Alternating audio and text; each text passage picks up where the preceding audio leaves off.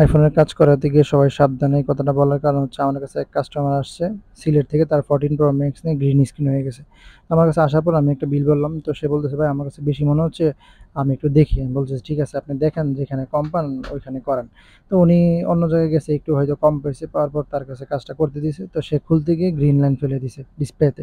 তো ডিসপ্লেটা নষ্ট হয়ে গেছে, ডিসপ্লে প্রাইস প্রায় 35,000 টাকা।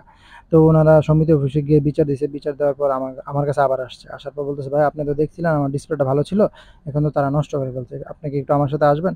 তো আমি গেলাম সমিতি অফিসে, আমাকে জিজ্ঞেস করছে আপনি কি আগে দেখছেন এই ডিসপ্লে ভালো ছিল? আমি বলছি হ্যাঁ আগে দেখছি, আমি ভালো ছিল। তো ওনারা হয়তো পরবর্তীতে জরিমানা দিয়েছে।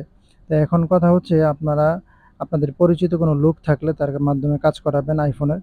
আর আপনি একজন ভালো টেকনিশিয়ান দেখে তার কাছে এই কাজটা দিবেন, যাতে পরবর্তীতে আপনার এই সমস্যা না হয়। কারণ একটা আইফোন মানে হচ্ছে একটা শখের ফোন। তো শখের ফোন নষ্ট করতে না চাইলে এক্সপার্ট টেকনিশিয়ান ছাড়া কারো হাতে দিবেন না।